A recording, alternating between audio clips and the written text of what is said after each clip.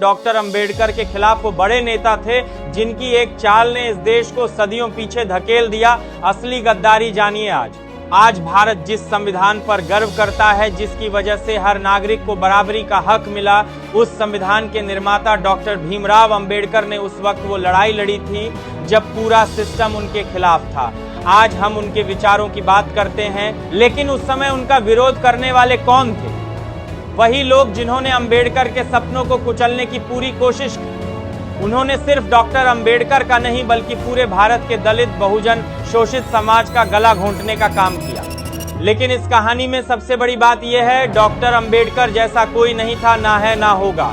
जिस देश में अंबेडकर ने संविधान लिखा, उसी देश में उन्हें अपमानित किया गया, मगर उन्होंने कभी हार नहीं मानी। उनकी ताकत थी ज्ञान, तर्क और इंसाफ। उनका हर कदम, हर फैसला इस देश के लिए था, लेकिन विरोधियों की चालें इस देश को तोड़ने के लिए थीं। आज हम उन चेहरों को सामने लाएंगे जो देश की असली प्रगति के दुश्मन थे, और हम दिखाएंगे कैसे डॉक्टर अंबेडकर अकेले पूरी व्यवस्था से लड़ते रहे। ये सिर्फ कहानी नहीं, ये सच्चाई है।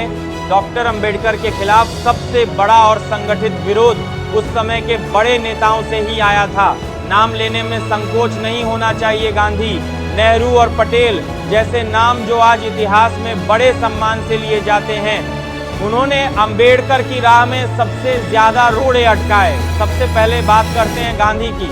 जब अंबेडकर ने दलितों के लिए अलग निर्वाचक मंडल की मांग की थी, तो गांधी ने पूना पैक्ट के जरिए उसे कुचल दिया। गांधी ने उपवास रखकर अंबेडकर पर दबाव बनाया ताकि दलितों को राजनीतिक शक्ति न मिले।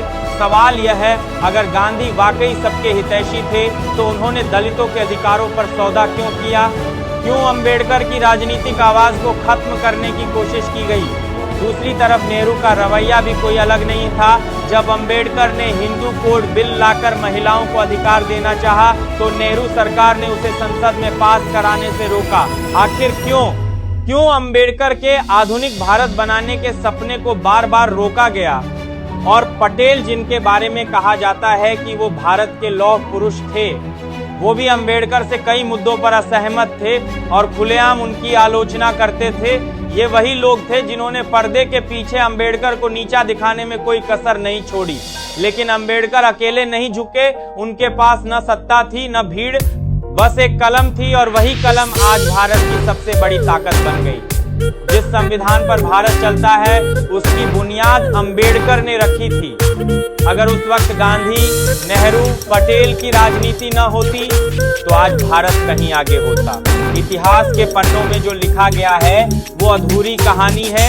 असली कहानी ये है कि अंबेडकर ने देश के लिए वो कुर्बानी दी जिसकी कल्पना भी कोई नहीं कर सकता। डॉक्टर अंबेडकर की असली ताकत उनकी शिक्षा थी। जिस समय भारत के करोड़ों लोग शिक्षा से वंचित थे, अंबेडकर ने अमेरिका और लंदन से डिग्रियां ली। यही बात उस दौर के ब्राह्मणवादी नेताओं को खटकती थी। वे जानते थे कि अगर अंबेडकर का विचार आगे बढ़ा तो वर्ण व्यवस्था खत्म हो जाएगी। यही कारण था कि संविधान सभा में भी अंबेडकर को बार बार अपमानित किया गया। लोग उनके कपड़ों पर टिप्पणी करते थे, उनके उच्चारण पर हंसते थे, लेकिन अंबेडकर ने हर अपमान को अपने आत्मसम्मान में बदल दिया। गांधी, नेहरू, पटेल ने मिलकर उन्हें राजनीतिक तौर पर अलग थलग करने की साजिश रची। जब अंबेडकर ने अलग दलित आंदोलन शुरू किया तो उसे देश विरोधी घोषित कर दिया गया। सवाल ये है, जो आदमी दलितों को बराबरी दिलाना चाहता था, उसे देश विरोधी क्यों कहा गया? असल में वो ब्राह्मणवादी ताकतें थीं जो चाहती थीं कि भारत हमेशा जातिवाद में डूबा रहे ताकि कुछ खास जातियों का वर्चस्व बना रहे। अंबेडकर का विरोध व्यक्तिगत नहीं था, वो पूरी व्यवस्था के खिलाफ थे। उन्होंने हिंदू धर्म की कुरीतियों पर हमला किया, इसलिए उन्हें हिंदू विरोधी कहा गया। लेकिन क्या सच्चाई को सामने लाना गुनाह है? अंबेडकर ने हमेशा कहा, मैं उस धर्म को नहीं मान सकता जो इंसानों में भेदभाव करे। यही वजह थी कि उन्होंने आखिर में बौद्ध धर्म अपनाया ताकि शोषित समाज को आत्मसम्मान मिल सके। उनकी ये यात्रा सिर्फ व्यक्तिगत नहीं थी, ये पूरे समाज की लड़ाई थी। डॉक्टर अंबेडकर का जीवन सिर्फ संघर्ष की कहानी नहीं थी, बल्कि ये कहानी थी उस आदमी की जिसने अकेले पूरी व्यवस्था से लड़ने की हिम्मत दिखाई आप सोचिए, जिन लोगों ने भारत की आजादी की बातें की, वही लोग अंबेडकर की आजादी छीनने में लगे थे। आजादी का मतलब सिर्फ अंग्रेजों से आजादी नहीं था, बल्कि उस जातिगत शोषण से भी आजादी थी जो भारत को अंदर से खा रही थी।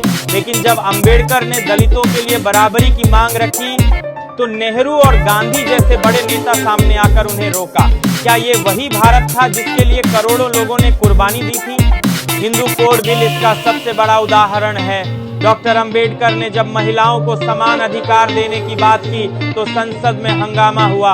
वही नेता जो आज समाज सुधारक कहे जाते हैं, उन्होंने महिलाओं के अधिकारों का विरोध किया।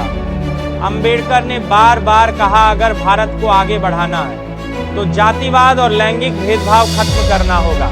लेकिन सत्ता के लालची नेताओं ने सिर्फ अपनी कुर्सी बचाने के लिए इस बिल को पास नहीं होने दिया।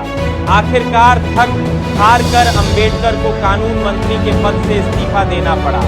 सोचिए, जिसने संविधान दिया उसे ही अपनी कुर्सी छोड़नी पड़ी। ये सिर्फ राजनीतिक धोखा नहीं था, ये इस देश की आत्मा के साथ धोखा था। डॉक्टर अंबेडकर के साथ सबसे बड़ा धोखा तब हुआ जब उन्होंने महिलाओं के अधिकारों के लिए हिंदू कोड बिल पेश किया। इस बिल का मकसद था महिलाओं को संपत्ति में बराबरी, विवाह में अधिकार और तलाक का हक देना। लेकिन यही वो जगह थी जहां उनके विरोधियों का असली चेहरा सामने आया। नेहरू सरकार ने बार बार उस बिल को रोका, संसद में चर्चा नहीं होने दी। आखिरकार डॉक्टर अंबेडकर ने इस साजिश को समझा और मंत्री पद से इस्तीफा दे दिया। सोचिए, जिस आदमी ने संविधान लिखा, उसे अपने ही देश में महिलाओं के अधिकार दिलाने से रोका गया। नेहरू ने उस वक्त राष्ट्रहित का बहाना बनाया, लेकिन हकीकत ये थी कि ब्राह्मणवादी मानसिकता इस बदलाव से डर गई थी। अंबेडकर का सपना था एक ऐसा भारत जहां हर औरत को बराबरी का हक मिले, लेकिन सत्ता के भूखे इन नेताओं ने उस सपने को कुचल दिया। फिर भी डॉक्टर अंबेडकर झुके नहीं। उन्होंने कहा था, मैं जला दिया जाऊं तो मंजूर है, पर झुकूंगा नहीं। यही वजह है कि आज भी अगर भारत में महिलाओं को अधिकार मिलते हैं तो उसकी बुनियाद अंबेडकर की कलम से रखी गई। डॉक्टर अंबेडकर के जीवन का सबसे दर्दनाक अध्याय तब शुरू हुआ जब उन्होंने महसूस किया कि हिंदू धर्म में शूद्रों और दलितों के लिए कोई स्थान नहीं है। उन्होंने कहा था, मैं हिंदू के रूप में पैदा हुआ हूँ, लेकिन हिंदू के रूप में मरूंगा नहीं। ये बयान सिर्फ शब्द नहीं थे, ये उस यातना की कहानी थी जो उन्होंने पूरी जिंदगी झेली थी। पूना पैक्ट से लेकर हिंदू कोड बिल तक हर जगह उनके खिलाफ साजिशें रची गईं। आखिरकार जब उन्हें लगा कि जातिवादी मानसिकता कभी नहीं बदलेगी, तो उन्होंने बौद्ध धर्म अपनाने का ऐतिहासिक फैसला लिया। ये सिर्फ धर्म परिवर्तन नहीं था, ये एक क्रांति थी। उन्होंने करोड़ों लोगों को संदेश दिया कि अगर इस समाज में सम्मान नहीं मिलता तो नया रास्ता बनाना पड़ेगा। लेकिन विरोधियों ने इसे भी तोड़ मरोड़ कर देशद्रोह बताया। असल में देशद्रोही वो थे जिन्होंने देश को जातिवाद के जहर में डुबो दिया। अंबेडकर का बौद्ध धर्म अपनाना उनकी सबसे बड़ी जीत थी, क्योंकि उन्होंने भय और गुलामी की जंजीरों को तोड़ा था। आज हम जो बराबरी की सांस लेते हैं, वो अंबेडकर की इसी बगावत की वजह से मुमकिन हो पाया है। सोचिए, अगर डॉक्टर अंबेडकर इस देश में नहीं होते तो आज भारत का क्या हाल होता। जिस संविधान पर आज गर्व किया जाता है, वो कभी बना ही नहीं होता। दलित, बहुजन, महिलाओं को शिक्षा, नौकरी, वोट देने का अधिकार शायद कभी नहीं मिलता। भारत आज भी वर्ण व्यवस्था के उसी अंधेरे में जकड़ा होता, जहां कुछ ऊंची जातियों का राज चलता और बाकी करोड़ों लोग सिर्फ गुलाम बने रहते। अंबेडकर अकेले वो शख्स थे जिन्होंने उस अंधेरे में रोशनी की लौ जलाई। उन्होंने कहा था, शिक्षित बनो, संगठित रहो और संघर्ष करो।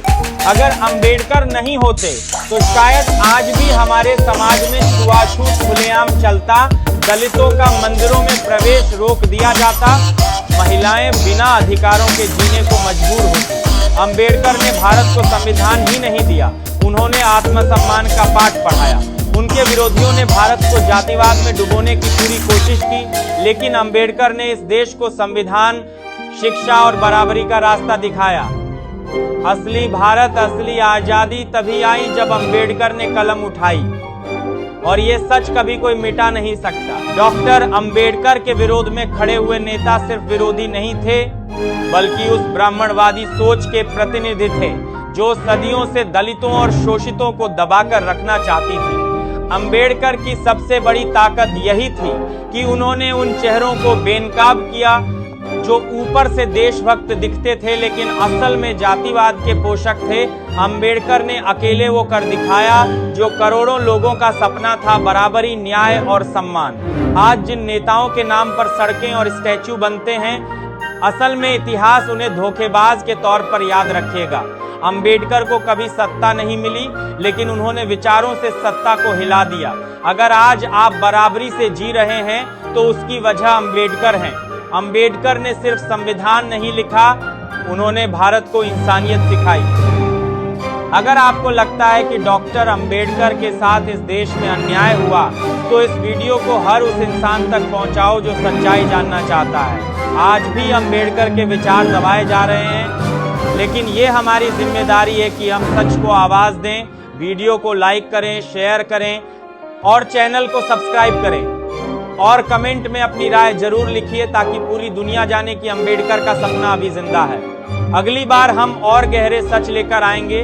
भीम का मिशन खत्म नहीं हुआ है, अभी तो शुरुआत है। मिलते हैं अगले वीडियो में, तब तक के लिए जय भीम, जय भारत।